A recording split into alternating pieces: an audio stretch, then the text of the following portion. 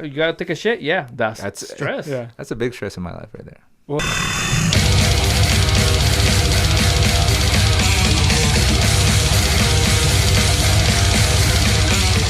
hello, everybody. Welcome to the J.E.S.Kidding podcast. Today, I guess it's J.E.S.Kidding because we're missing the S. Down Saulo. Because Saulo's out. It's International Women's Day, so he's out celebrating. Yay.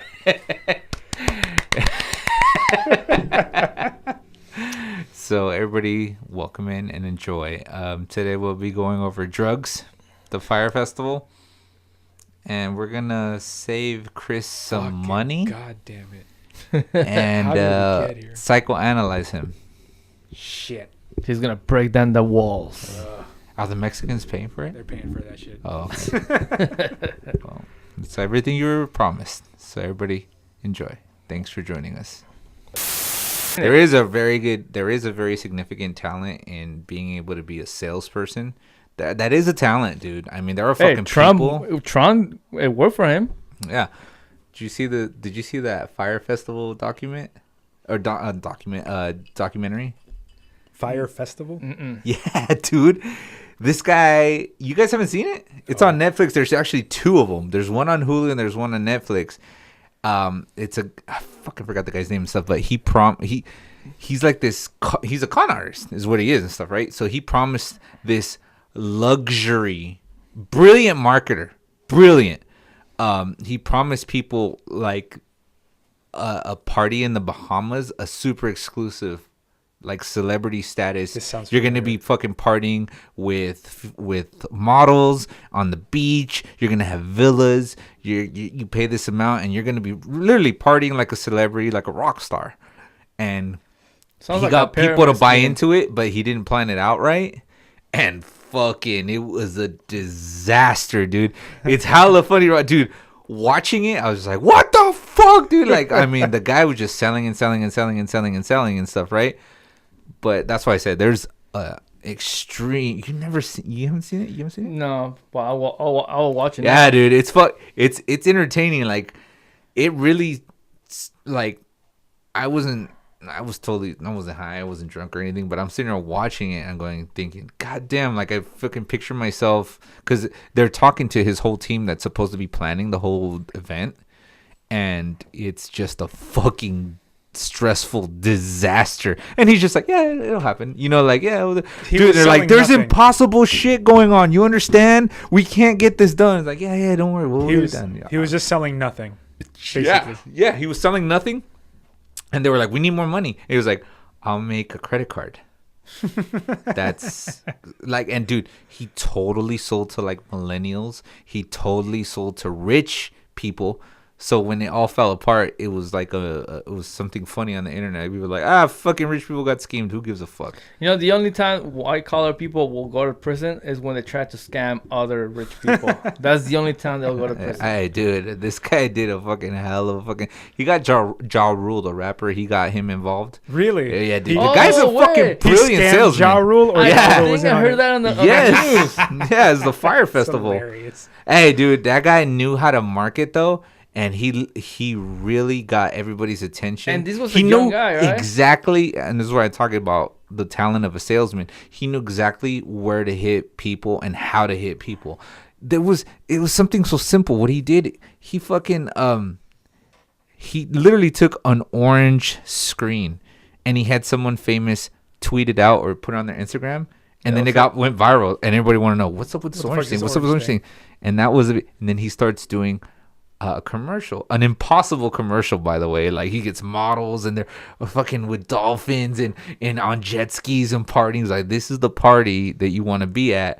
He gets because of his prior ventures, he gets a couple of fucking people that are famous enough, that have enough followers on Instagram and Twitter, starts tweeting it out, and it goes viral. People start wanting to know what the fuck this is all about.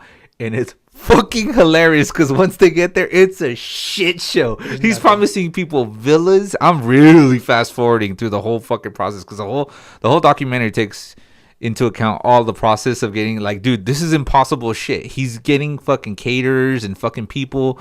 They're like, dude, this is not gonna happen. This is impossible to plan. And we'll get it done. We'll get it done. You know, like I got to the out. point where, you know, they get to the fucking like there's. It's fucking hilarious to see actually, because they show like people's like, oh, we're on our way and blah blah blah, and they get there and it's like tents. and they're promised like villas and shit, dude. At one point before this whole thing started, they were so desperate for money they started selling like armbands. And this is where you don't feel bad for people, because he was like they started pressuring people like, the only way you're gonna be able to spend money at this festival is if you put credit on these armbands. And they were getting people to put as much as $80,000 on these armbands. Jesus. So that's why people were like, oh, please cry me a river when these fucking rich people get fucked. But it was actually hilarious because you get there and you're expecting these luxury villas and everything. You paid for all this shit. And the fucking bus driver is like taking it to the spot. He's like laughing on the way there. And they're just like, what the fuck? This looks like a fucking prison camp. It looks like a fucking, like they're on the beach. Yeah. Because this place promised you to fucking, promised you to party at an island that Pablo Escobar owned. And so they're like, oh, like they rented this private island. I mean, he fucking started planning this and didn't even have the island rented yet. Yeah. You know, he's like, oh, fuck, we got to find an island. You know, like, so they get there and it's just like fucking tents. And they're like, what the fuck? And this guy, like the fucking bus driver's like, yeah, there's your fucking villas right there, motherfuckers. I'm about to leave you off right here. There you go. Yeah. Have fun. As soon as all the rich kids get off the bus, they're getting like, off. Dude, there's no toilets. There's no nothing. They're like, dude, they get there. They start pouring liquor down everybody's throats. Like, holy fuck. You know, I'm really paraphrasing here and stuff, but they're like, listen, everything's not ready yet kind of deal and stuff. And at one point, they're just like, all right, everybody just grab a mattress and find a tent. And they're like, they went from like, you think you're going to like this luxurious thing to like military kind of prison camp, you know, like, dude, grab a fucking mat, get a fucking tent before. And like people like pillaging shit, you know what I mean? Like somebody fucking, it all went to shit when somebody like tweeted out a picture of like their sandwich that was supposed to be like this. It's like a bologna sandwich. It's like, this is supposed to be our like luxurious meal and shit. And everybody, it just went off from there, dude. I mean, Chris, this is, you can understand this reference stuff. Remember when we did the Milwaukee Death Fest? Yeah. Like Chris and I were in a band. I don't know if you know this story, Lalo, but we were in a band and they were like, dude, you pay $1,000 and you get to play at this death metal festival. There's going to be literally 100 bands. Yeah. There's a big headliner that... It was exactly that. The headliner didn't even know they were supposed to play it or some bullshit. Yeah. Dude, we go to Milwaukee, dude. I mean, we fly. Dude, it was $1,000 to play plus get your ass over there. By the way, I really wish Michael was here because he would have perfect time for him to chime in because he was part of this process too. So we go over there and it's like, dude, you got to pay $1,000, but dude, it's gonna be a big show. It's worth your investment, you know. So we get there. There's like 200 bands, right? It's something ridiculous. Some fucking shit like that, right? We go to Milwaukee. We're like, hell yeah. I was like, dude, we're going to fucking go to, I'm like living my dream here. I'm going to go travel to go play music and all this shit, right? We fucking get over there and like we get to this fucking it's just venue. Our car in an empty lot. Really? There's a big ass stage, like a fairgrounds. Might as well, because we get to it was still cool. We get to the venue. And we're like, dude, this is a big spot. Holy shit. And they're going to have like 3 stages. It's going to be a festival. You're thinking like pseudo Ozfest kind of deal, you know? Yeah. But it's more for like death metal bands and all this shit. And we get there and all it's nothing but the bands themselves. It ended up it was pay to play. This guy made like $200,000 because if all the bands paid, he made like $200,000. Damn. We get there and they gave us a shitty spot. Remember they gave us the first. It was like one of the first spots, but it was like one of the biggest. So they had like 3 stages. One was like kind of like really an arena. It reminded me of like the San Jose State Event Center. Okay. You know, it was like that size, but there's no one there. Like just the other bands and stuff, right? So we played this, we're like, okay, it's early. And then they're like, dude, if you guys are willing, grab your gear, go to this other fucking stage. Remember that, Chris? We're like, forgot. no, dude, yeah, grab your Here's gear. another spot, And like smaller stage. This wasn't planned. We're like, this is your spot, and we're like, we're fucked, right? Like, we played for no one. It's too early. Yeah. We made all this way, but fucking stuff, right? And they're like, dude, if you grab your gear right now, you can go play at the stage over there, and that stage is getting broadcasted on the radio. And we're like, fuck yeah! So we're like, fucking literally dragging our shit over there, our amps, and we literally played a set, and then we fucking ran up this fucking hill. They had like this outside stage, or this stage inside like a fucking barn kind of thing. Remember that? We played there. Oh yeah. Yeah. And we're like, okay, this is still too early. And dude, after a while, Chris, back me up on this. We finally everybody figured out that it's like there's no one here. Yeah.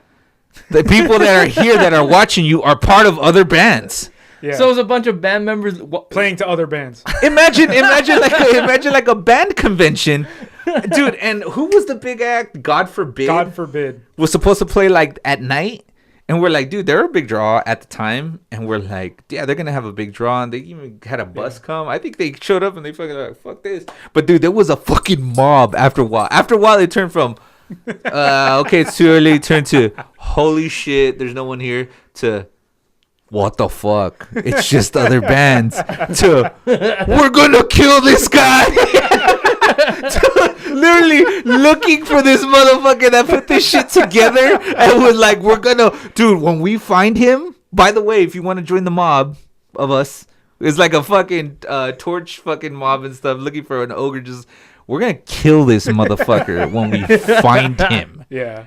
You remember that? I remember that. Dude. Yeah. It was pretty much the same concept and stuff. Like, it's funny when you could sell It became things. mob mentality. Really It quick. was, dude, real quick, dude, to the point. It was, at one point, you just had to laugh. Yeah. Remember, like, there was just bands up there. They're just like, fuck this place.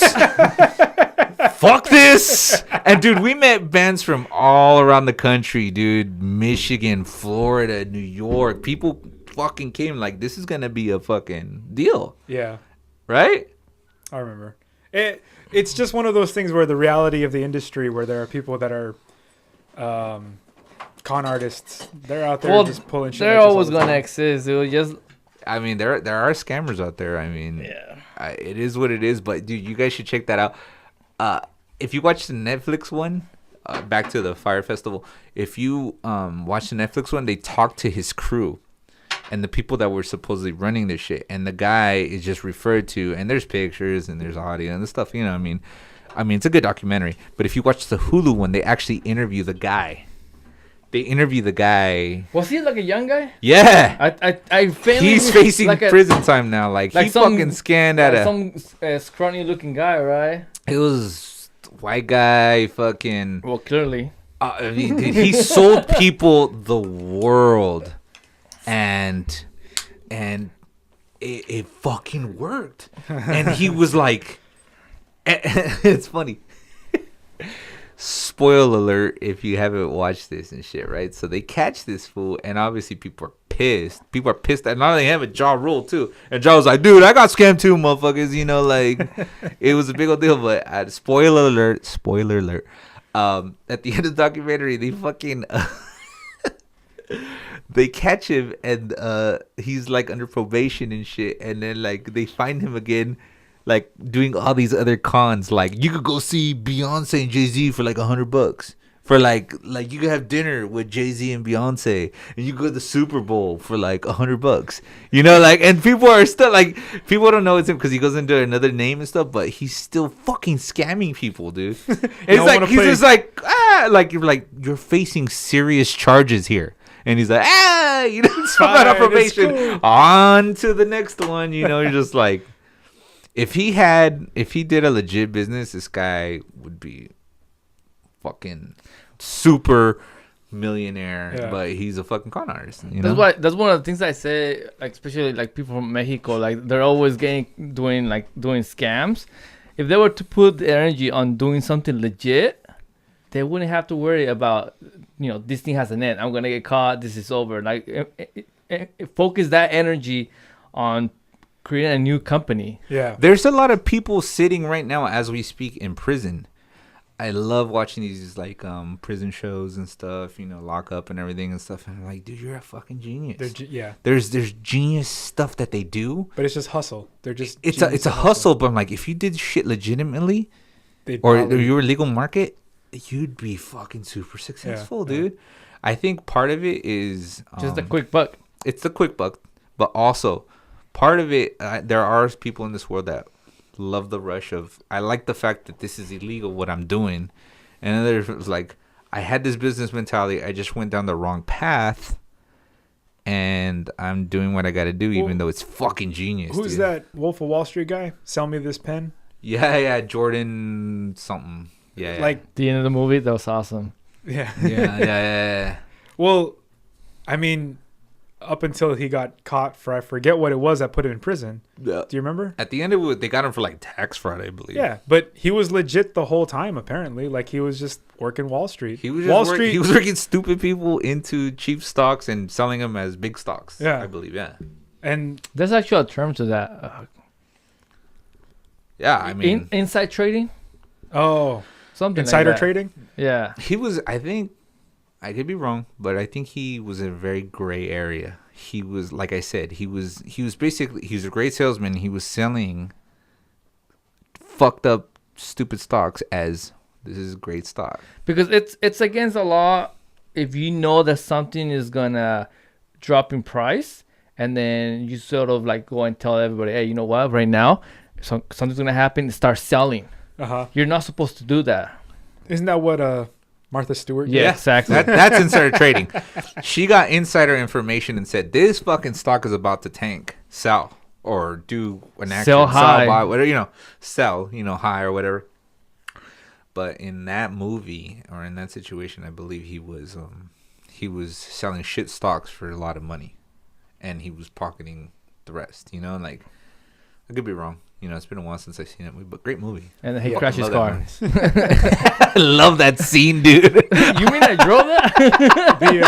That scene where he's like, where he calls his lawyer or some shit, and he's like, he starts giving him instructions. He's like, I can't understand what you're saying. And in his head, he's like, I'm telling you to blah, blah, blah. And then, like, in reality, like, it was like Quaaludes. Have you guys ever been there, dude? Yeah. Like, in my head, that shit sounded perfect. But I started telling this fool something, I wish that shit still existed. That drug. Quaaludes? I would have tried it at least once. I'm sure you can. I'm really like, I watched that movie and like, fuck, I would have tried it at least once, dude. I want to try that. Oh, yeah, dude. I mean, come on, dude. I mean, at one point, you gotta fucking... You gotta try these. Especially, it's like the forbidden fruit, because now it's like that actually doesn't exist anymore, and you go, "Fuck!" It's so hard to find. Have you guys ever done? I really want it. Have you guys ever done Salvia? No. Yeah, I tried it with you. Okay, what did you feel when you tried it? Oh my god, dude! All three different experiences were different, but I could tell the first one because that one was by far the trippiest one. Is that still legal? Yeah, Salvia is still legal because you can buy it in a smoke shop, right? Yeah, but you gotta make sure, because one of the times I did it, they sold me. I was dumb enough not to like look what I got. Right, I say Salvia. Here you go. Okay, cool. There's that one, so your room smells good. There's two types. Oh, that one you smoke it, you don't get nothing. Incense. From it. You're smoking incense. Yeah. So one of the times it was that, but the other three times that were the real Salvia. The first time, it was back when I was living in the garage at my mom's house. Right. So I'm smoking it, and it hits you right away. It's not something where you, let me just hang. No, it hits you right away. Chris, have you tried it? No. I swear everything around me was made of Skittles. Everything. I remember like everything was made out of Skittles, and it just made the color of everything, right? Like but everything was made out of Skittles. And for some reason, I felt that I wasn't sitting on a chair, but I was sitting on the wall. Because I remember I was putting my hands like, whoa, I'm going to fall. This is Salvia? Yeah. Are you sure it wasn't something else? No, it was that. And then for some reason, I kept grabbing my arm. I felt like I needed to, I don't know. But when it came down, I was like, why in the hell am I holding my arm? And then the person that was right next to me, like, dude, you be holding your arm the whole time. But I think it was the whole fact that I felt the gravity wasn't pulling me down, but it was grabbing me from my left side. That's why I felt that I was against the wall and not sitting down. That's very interesting because there was, by the way, backtrack a little bit. There was like different grades, right? There was like a 10x. Yeah, there's like 80 and 100. 30, 60, 80, 100.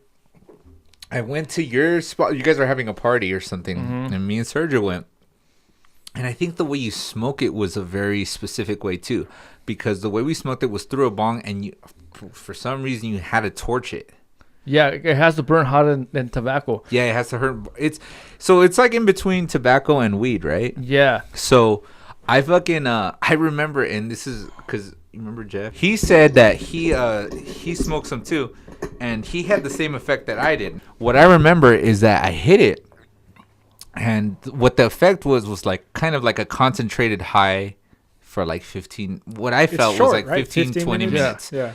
When I smoked it though, it's funny that you said I was holding my arm, because when I hit it, and it felt like somebody was doing this to me. It was like holding. For the listeners, he's pushing his head with fingers. Yeah, I'm pushing my head with my fingers to one side. And I remember that we smoked in a room, and there was a bed there. And I actually kind of like it really felt like somebody was pushing me hard on the temple of my head, pushing me down to a side.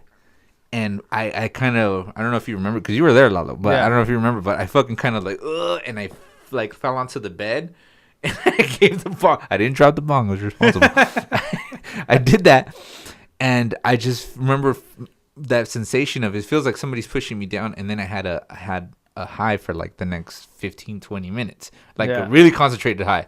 And it's funny because Jeff told me he's separate. I didn't tell him my story, and he was like, yeah, I did that, and I felt like I had to like somebody was pushing me from the side, and I even said like, grab the pipe. Like, I don't want to drop it and stuff, right? But it's funny because I didn't tell him what I did. Like my experience was the same. Now I remember that time when that whole thing was getting really popular, with Salvia, whatever. I remember people posting their videos online, and they seemed like they were hallucinating, and I honestly didn't. I don't. I mean, the only thing I could think of hallucinating is that it seemed like everything in my room was made out of Skittles. That's hallucinating. But but it wasn't. Sounds delicious. Well, but it wasn't like I saw something that was not there. I could recognize everything, but it just seemed like everything was just made out of Skittles. Like imagine everything made out of Legos, and you can make statues and people out of Legos. But God, I wish I would have seen that. I wish I would have had that experience. But the whole thing, because I think that one I got was like an 80%. The first time I did Salvia was like 80. Do you remember what you gave me that one night? I think that one was like 30, because I got lower number. Because Did you experience that time dilation where everything feels like a different?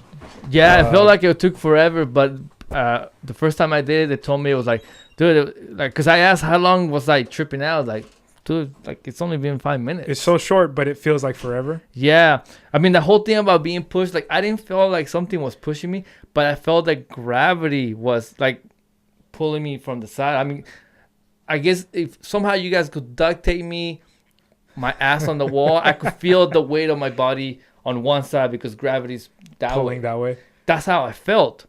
And it was the same thing. It was on my left side. Now Juan was saying that felt like he was being pushed from his right side to the left. Yeah. So I don't know if that's. Have you heard of like where people live entire lifetimes? They like from a childhood into adulthood, family, and that's peyote right there. What's that? That's peyote. That's peyote. Well, I heard that happens on Salvia too. I mean, like I said, the first time I did it was an 80 grade or 80% or whatever they want to call it. Because I remember that on the back it has a number like 30 to what. It was 80%, and then the second time, the other 2 times that I did it was lower number. Because I remember like I don't want that strong feeling from the first time, but I still want to feel like for at least 5 minutes, feel like I'm something else. But out of all 3 times after the high was done, for the rest of the day, I just felt super relaxed. Really? It felt like I was just like, it wasn't like a high, but it felt like after a long day of work, when you take like 3-hour nap and you just wake up and you just feel so relaxed. That's how I felt after. Do you feel like it changed your perspective on a lot of things? that experience? Nah, you're going into like acid territory. And shit. Well, I'm always curious about that. Perspective shifting. I always believed in the whole. Sigmund Freud said that reality depends on your senses. If you're blind, you have a different perception of reality. If you're deaf, you have a different form of perception of reality. So I do believe that an enhancements. You know, how much can my brain take me? What? Because I always wanted to do peyote. Rodrigo always told me. No. Oh. Rodrigo always told me that you shouldn't do it because it's gonna really bring out what's in your subconscious. Okay. That's what I hear about acid. They're like, acid is a really life-changing thing. They say that like Steve Jobs, like did acid, dropped acid, and was like, you really. That brings out what kind of like what you just described. It brings out your subconscious, and it really, quote unquote, expands your mind. Is this before he made the iPhone or after? Before. I heard that was like I heard that's what brought him success. Like he actually started thinking a different way. Yeah, dude. They're hard, dude. My sister is like, I think I want to do that. Like it might make a change. There's an actual mushroom in Japan that grows, and it's actually the same color with the white dots as the mushroom like from Super Mario Brothers.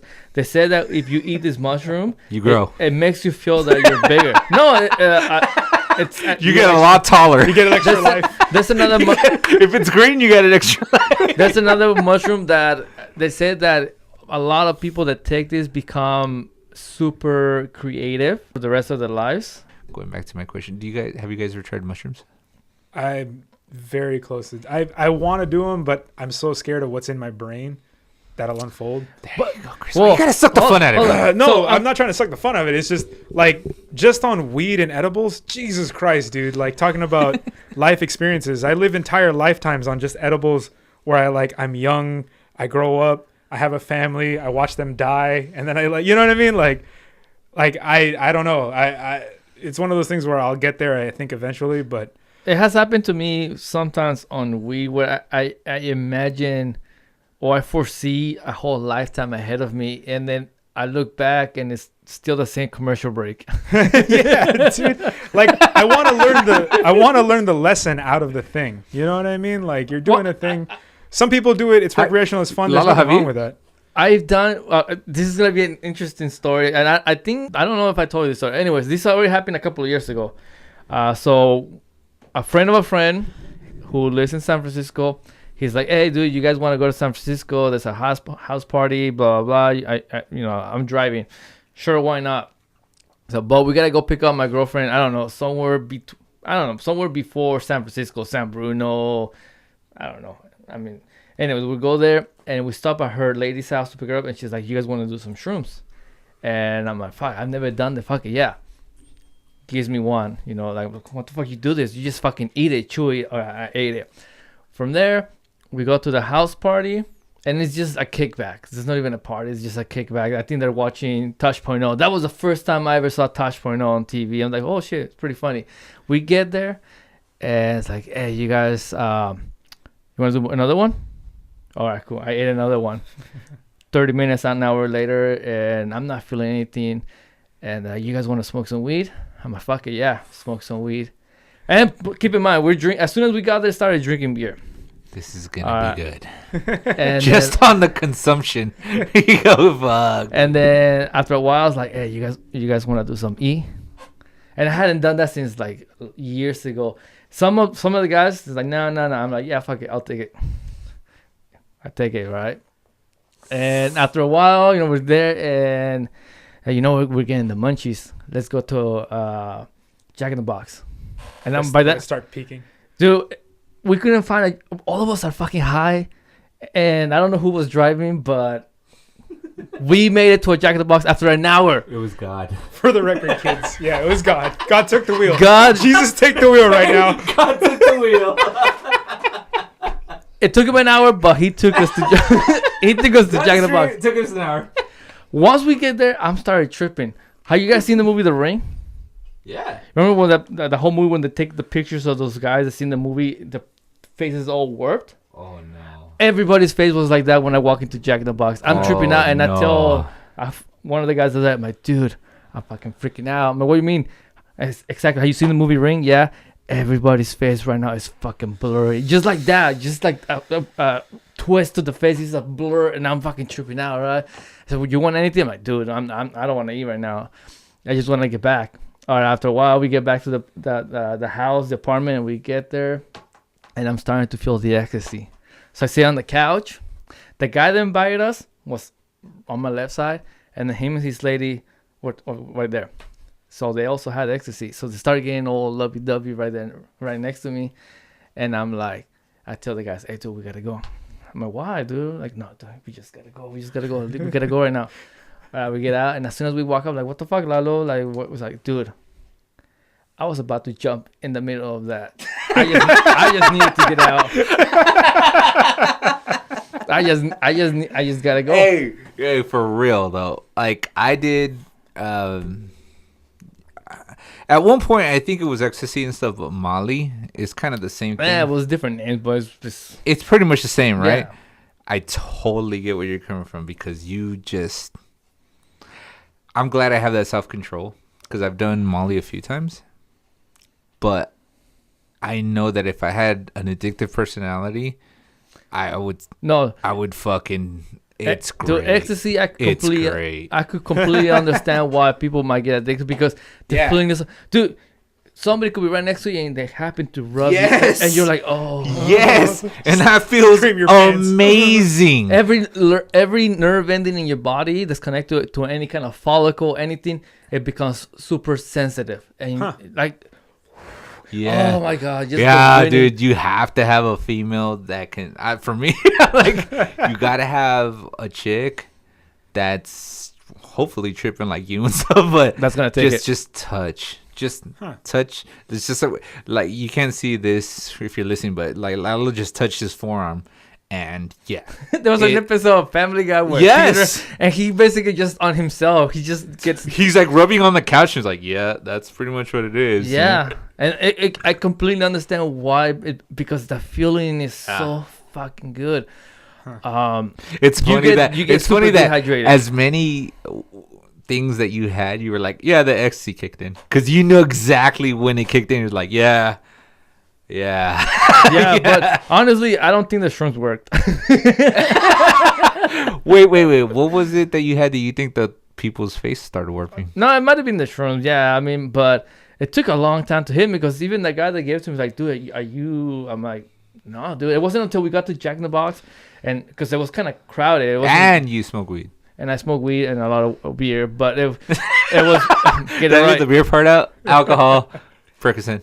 Alcohol. But yeah, that was like, dude, we gotta go. I'm like, why? We gotta go.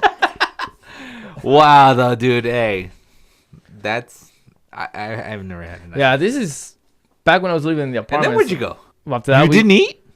No, I could. I was not hungry. I think I was just being overwhelmed. My senses were overwhelmed. That I don't remember being hungry. I just remember next thing I wake up and like, hey, dude, we're at your house already. I'm like, damn, that was fast.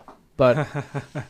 But that was that was the only time I done shrooms, and I mean, other people tell me like I saw this stuff, and I'm like, I just saw people's faces that were kind of warped. But I guess it's all about set and setting. That's the big thing with mushrooms. It's like your intention going in. I am fuck with them. I'm curious about it, but it's one of those things where you have to trust where you're at. Yeah, and be in a loving environment, and all that stuff. Let me tell you, I've tried shrooms. And I'm honestly asking. I really don't know. Are there different grades and different like versions and stuff of shrooms? I'm not sure. Because it's all psilocybin. Huh? It's all psilocybin. That's the active thing that like triggers in your brain. Psilocybin. Yeah. That's what sets I think the fresher it is, the more, because what I got, I mean, that was the only thing I done shrooms. But from what I remember, they looked like they were all shriveled up and already kind of grayish dry color. Were they thick? Were they thin? What did yours look like? Well, it was just like a really long stem with that little mushroom head on at the end. Is a mushroom cap like that? Like about like that size. Maybe like a maybe nickel quarter size.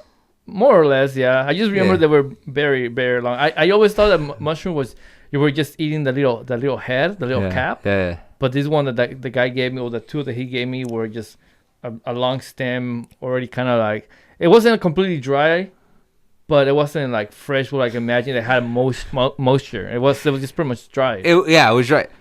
I did shrooms, and this is why I asked if there's different grades and stuff, because when my experience was different. I didn't hallucinate anything. Mine was like, have you ever seen Beverly Hills Ninja? Chris Farley? Oh, yeah. Remember that scene where it was like, careful, it's very potent. And next thing, like, that was what my reaction was and stuff, because I remember I was like, I want to try this. And it's funny because Chris, you were saying, like, you got to have it in a controlled environment. I was in my apartment, and I did it with Lisa and my sister. And Ceci was like, well, my girlfriend was babysitting. She didn't do it. So she was like, just handle, And I was like, okay. So I hit up my white boyfriend and be like, you're white.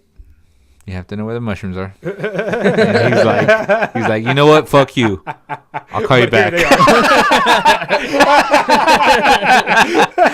I was like, I knew it. So like he hits us up and I have no idea. I'm like, I don't know how much it costs. Just, dude, I told him I need this much. And I might as well have showed him a fucking bag of quarters. I need this much. Like, I pretty much told him I need it for 3 people. I don't know what the fuck that is. I honestly, I smoke weed and this and that. I honestly didn't, get into a bunch of other shit and stuff. I fucked with Molly, whatever and stuff. But, so I was like, whatever the amount is for 3 people. And he was like, yeah. So we took a couple caps, and it's same as you described. It was apparently the cap is like the most potent part, the highest potency. But the stems do something as well too. And I didn't know this until later. But it's like, dude, you should take it with orange juice or whatever and stuff, So we take it. It was me, my sister, and Lisa, and I honestly liked it a lot. And I was expecting to see shit. I was expecting to trip out and stuff. I just remember I felt really good, and everything was funny. Everything was fucking hilarious. It was my experience. This is my experience. I don't know what the experience is with everybody else and stuff, but I was expecting, dude, I'm gonna start seeing the fucking walls melt, and I was gonna see like purple contrast and all this shit. No, dude.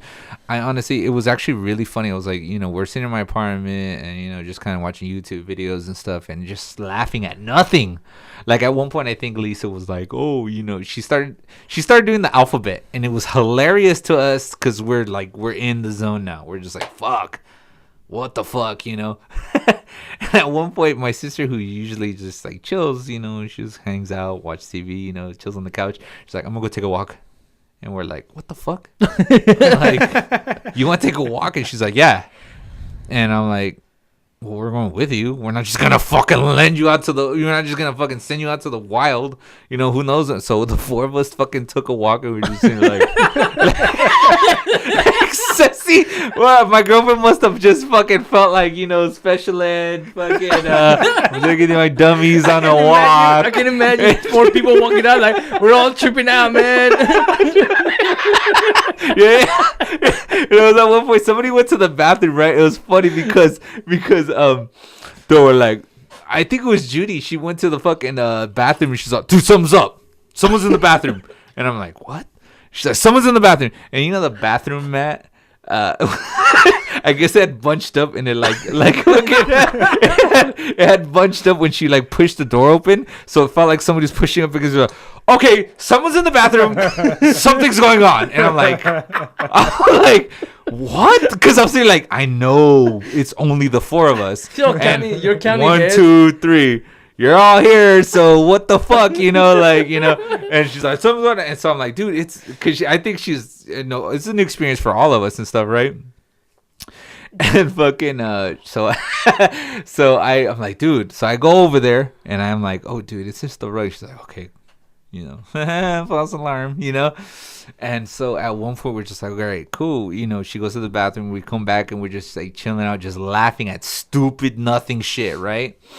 And at one point, I don't know who gets the fucking bright idea, but this is almost close to midnight, And they're like, hey, let's go to the beach. And I'm like, my girlfriend's like, it's like 11:30 right now. And we're like, let's go to the beach. And she's like, okay, I can drive, and fucking. So we go to the fucking. We go to Santa Cruz. Nice. Yeah. We go to and it's midnight, dude. It really is And you midnight. guys were still high over there? Oh yeah, dude. We're Oh, that sounds amazing. laughing That at. sounds like a great place to Dude, be. I was Dude. sobered up by the time we got there. Like, what? Hey, I don't halfway fucking know, but we get over there and it's funny because we're leaving and stuff, right? And my neighbor, he was he's the guy upstairs, and he will always come out to have a cigarette and stuff, right? And at one point, we're just like, we figured it was a great idea. We're just like, yeah, let's just go.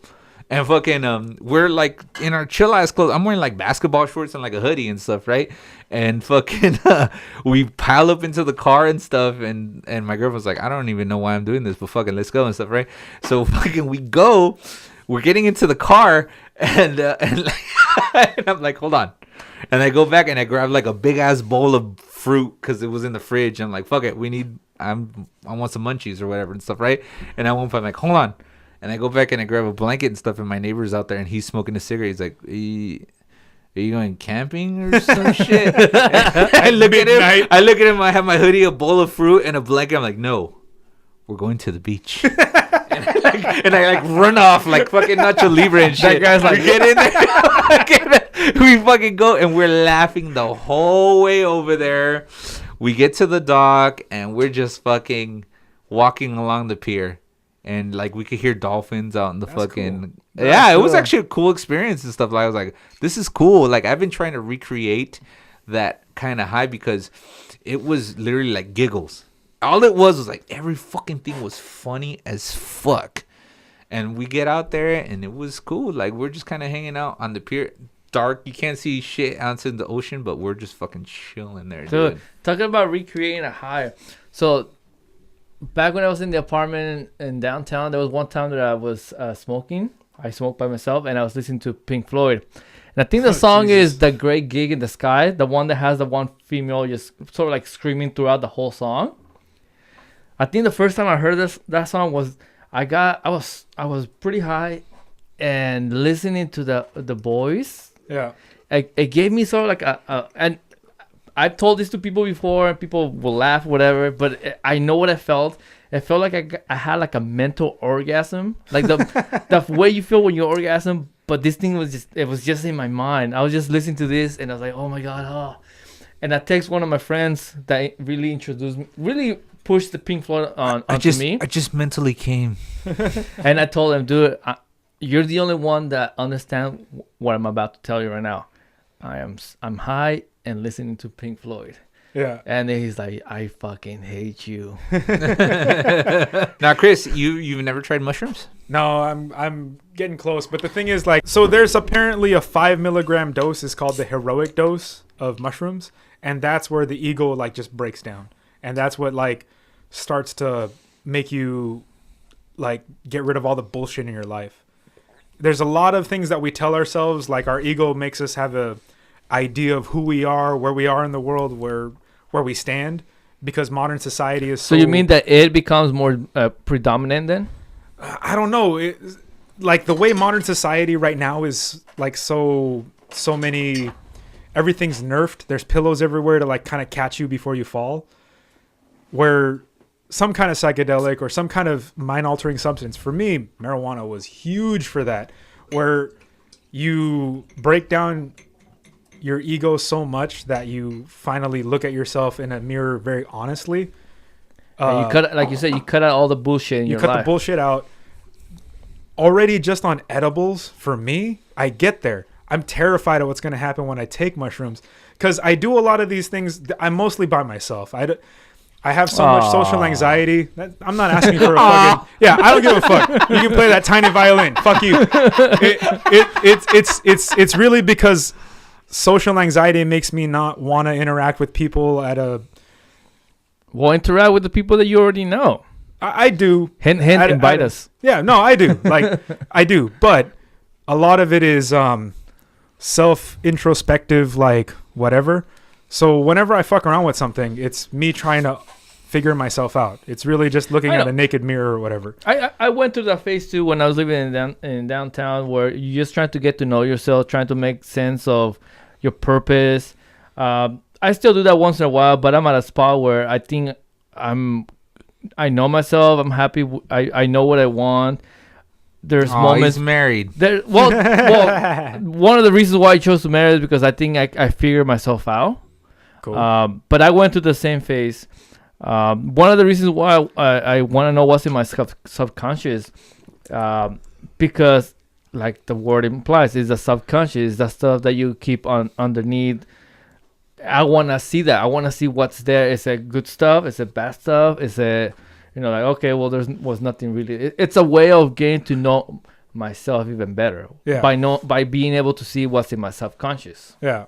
Well, so with marijuana, edibles, and that kind of thing, it's like I feel comfortable enough, like in my own setting at home, like I'll fuck around with that and start to like pull back some of the bullshit in my life. And it's really made me change my perspective on a lot of things and be more empathetic and more like willing to let the ego go.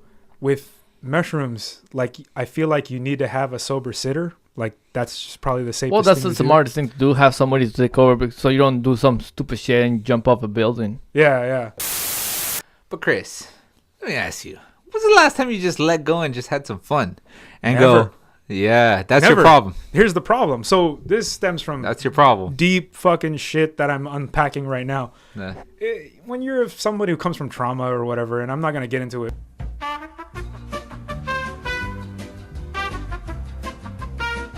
But the whole point is like you gotta face your demon or your demons or whatever it is that cause you any pain or But the thing is, I just didn't know. Like, but now that you know, it becomes like a baseline. Like I didn't realize like depression, anxiety. Like you just kind of live there, and you just kind of are so used to it that something else is just so foreign. I'm getting used to the idea of allowing that more into my life now that I've cut more of the shit out of my life. but are you facing your demons? Because as long as you don't face them, you're never gonna be free from that. You can be running away from your demons and learn to cope with it. It becomes so like second nature. Like, oh yeah, my demons are outside right now. Don't worry about it. I know how to take care of them. Instead of just getting rid of them. It's one of those. That's why I'm so fascinated about that topic. I'm so fascinated about people like learning more about themselves, shifting their paradigm. Because I want to get there, but there's too many mental roadblocks that I'm slowly unpacking. Like I'm getting there. It's just one of those things where like I didn't know that was an option. I had no clue. The good thing is that just because you're 30 doesn't mean you're too old to work on your. If any, as human beings, we're supposed to evaluate ourselves every couple of years. We should realize, you know what, this behavior that I've been doing for 1 year, 2 years, is not working. It's not helping me. It's not bringing me any happiness or joy. I need to change that. Yeah. As human beings, we don't like to evaluate ourselves. If we find anything wrong in our lives, we tend to blame it on others, or we tend to take it out on others. Yeah. God damn, especially nowadays, yeah. Yeah. Nowadays, we don't like to take personal responsibility. Nope. Not at all. If you did something wrong, It's because no, something else. we gotta sue them. Yeah. Because Easier something to else. point the blame on I something fell else. down because I was looking at my phone and was too dumb enough to look where I was walking. Up, let's sue McDonald's because they didn't come and swept up. You see the lady that a while back that was like texting on her phone and she like ran right into a fountain and she was trying to sue them all. Yeah. Yeah. I'm So, stupid. like, what I'm trying to tell you is that evaluate yourself we all have to, and then change your behavior. Don't be afraid to ask a significant other, hey, am I fucking up? There was one time in high school where I was doing a behavior, and then you remember Chico? Yeah. One day he comes up to me, and I actually appreciate it. He's like, hey, you know what, Lalo, you're being a fucking jerk. And as soon as he told me that, like, why? Because you're doing this and this and that. And I was like, oh shit, okay. And I changed that behavior. I told, hey Chris, am I cutting you off? Yeah, you are. Oh, okay, all right, my bad. It's one of those things we have to always. Well, this is why I ask so many questions, because I'm at the point where like, all right, everything I thought I knew was wrong. So what's going on in the world? Let me know. Chris, let me just. Okay, I've known you for how many years now? A good amount, right? 10 plus, maybe more. 15. It's been a good 20 years. 20 years? Yeah. Has it been? Yeah, Jesus. well, from the time where I saw you around high school and I hated you. Yeah. But I feel like a lot of the times let me tell you something right now. You're one of the best people I know. Oh, Jesus Christ. Don't do this. I'm going to flip the Yeah, table right see? now. Yeah, see? I'm going into an uncomfortable spot, but we're going to do this. God. Let me in. Let me love you. No. Shit. No, but in all seriousness, I don't understand why you villainize yourself so much. And there's been many times where I've had many discussions with you that I go, why do you try to put yourself in this bad spot where you're one of the best people I know? In terms of your nature? You may try to put yourself in Lalo, and you know Chris long enough to go, is Chris a bad dude? No. Oh, Jesus Christ. Hold on. Let me ask you another question. Lalo, if you don't have sisters, but if you had a sister, would you mind if she dated Chris? Oh, Jesus Christ. I wouldn't mind. Where's the bathroom? Yeah. You wouldn't mind, right? Why? Because as long as I've known Chris, he hasn't shown any evidence of, like, he plays girls or... Precisely. He's a good person. Yeah. And even within the stories, he hasn't said anything. Oh, yeah. Any kind of, like, story. Like, I was hanging out with a chick, and then I had this other chick on the He's side. never been that guy. He's Or never like, been that guy. Hey, guys, I just... I did something to this chick, and He's never been that guy. No, he And hasn't. dude, as long as I've known him, he's always been the good guy, but he always paints himself in a bad spot. In a bad light. I think... Why? Lalo, why do you think that is? I think we all... Based on how long you've known him. I think we all have inner demons, and we are all capable of doing bad things. Like, we all have had those thoughts that if something were to happen, you're like, oh, I will, I would have, like, beat the shit out of this person. We all had those kind of, like, negative thoughts of, like, if this person were to piss me off, or I think he probably has those same thoughts, and he actually projects them as... Because there's times, like, especially at work, I'm walking around, and people ask me dumbass questions, and I'm just thinking, oh, my God, if I could just backhand you. But I'm not gonna, I wouldn't do it. And I think, I don't know, maybe you sort of project those thoughts as... Saulo, why are you not here to fucking defer this shit? Yeah. I was just telling Lalo, I'm like, dude, Chris, you paint yourself in a bad light, and I don't understand why. I think you're too smart for your own self. No, I don't either. That's the fucking problem. And that's why I think peeling that shit back with marijuana, maybe mushrooms next, maybe ayahuasca, maybe a DMT. Do you have a lot of, like, negative thoughts? Like, all the time. Yeah.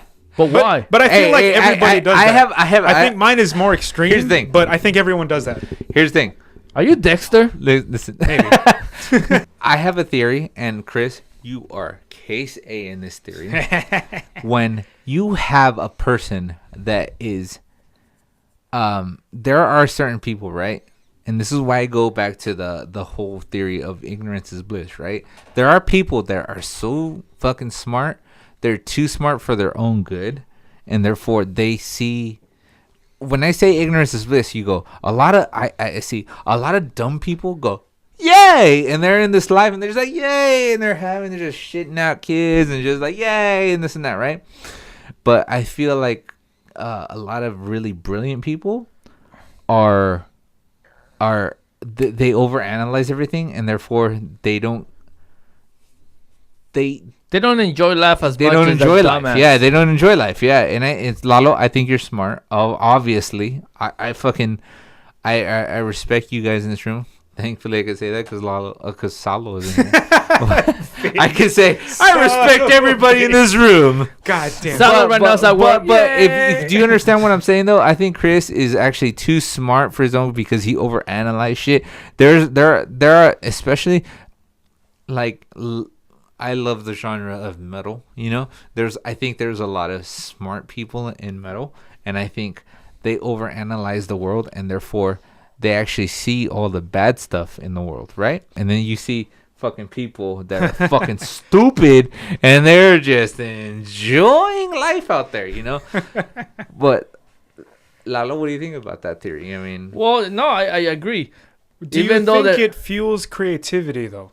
Do you think it does. Kind of a lot of where, because you're a very creative person as far as I've known you. Like we met in the animation program, and you're one of the more like seminal, like more productive out of that program. Like did more art, just kind of like when I was in high school, animation.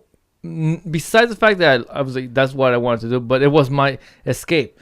Like my comic book is basically self-therapy. Yeah. It was me putting things out and letting go of issues. That was my comic book. Okay. My animation took me away from dealing with the daily family stuff. It was my escape. Mm-hmm. You know? But yeah, it does fuel creativity. That's why whenever I see comedians, I always know something was shitty in their life. Yeah. And there's comedians out there that say, you know, if you don't have a comedian that says all comedians are fucked up in this, in their own way. Yeah. I mean, they all come from a very dark place, which is very ironic because I listen to a lot of podcasts. I listen to a lot of talk radio and a lot of comedians and stuff. And they all either come from addiction or abuse. It's so ironic that they're like trying to get out there processing it. And yeah, I'm trying to spread joy to the world and happiness with laughter. But I went through some shit to be in this position where I am. Yeah. I'm surprised Keanu Reeves is not a comedian, but but yeah, definitely it does fuel creativity, and I'm an example of it. I mean, a lot of like 8 comic books, you know, came from my life experiences that were not that great. Yeah. Chris, we just psychoanalyzed you. No, How does it feel? You saved me like $295 for a session, so thank you. You're lucky. I'll send you a bill. Don't worry. That was just a session. Also, This session brought to you by Pacifico and Bud Light. Who's our sponsors? Your this therapy, podcast? your therapy was sponsored by Pacifico Clara. No, and I mean when I was at Saulo State, I actually went to see a therapist for a full semester, so half a year, and it helped a lot. I mean, I think when I took psychology, my professor said I think everybody that's in their 30s or mid 30s on has to see a therapist at least once in their life. Yeah. Everybody has to. No, I've been going to therapy for a long time. Here's what's funny. How much you're paying? It's all covered through insurance. God damn it. But yeah, no, I joke that I should get better because I only get like 10 sessions a year or something. But she forgot my name once. She fell asleep during a session. It was just I like this shit. It's like hey, can we have her on as a guest? Yeah, I'll ask her. When you're doing good, they kind of tune out, but when you talk about the dark shit, then like they kind of wake up. I thought that was pretty funny. It was a funny observation. No, I appreciate it. No, it's cool. You guys are bringing this shit up. Look, Chris, this is my point when I'm telling you that I think you overanalyze stuff, and I'm very sincere when I'm telling you that I think you overanalyze shit, and I think that you're one of the best people I know, and that you deserve happiness. Like I wish nothing. You're talking to silly. You. Yeah, silly shit. Why does that hurt you so much? That is a real issue on why we fucking. Because I remember we were just talking. Personally, you're like, and you brought up that point. You're like, dude, if somebody goes, "Hey, Chris, you look good today," or "Hey, Chris, what you got?" and you go, "What the fuck?" But the reason I've always bonded with you is because I could always be brutal with you. Mm-hmm. I can always go, "Chris, you fucking piece of shit." Yeah, that feels bad. We'll laugh. We'll laugh about it, right? Because I feel good and you feel like shit, and it's honest.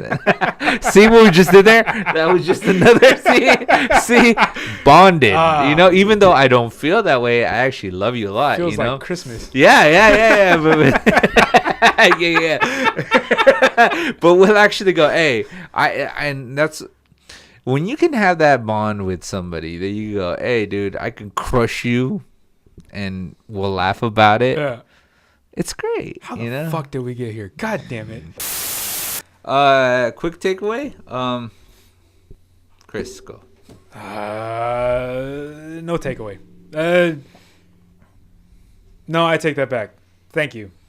Like, it's hard to accept love. So, appreciate it. Chris, I love you. God damn. This goddamn table right now, dude. I'm pretty sure Saulo has a lot of love to give. Shit. Why are we here? How did we get here? Because we love you, Chris. Fuck. That's why. Yeah. My takeaway is that I got something to watch on Netflix now. Yeah. There you go. And my takeaway is we've done some drugs.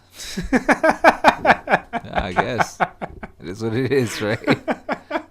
As everybody should. Experiment Yes. responsibly. Right? Yeah? Here. Here we go.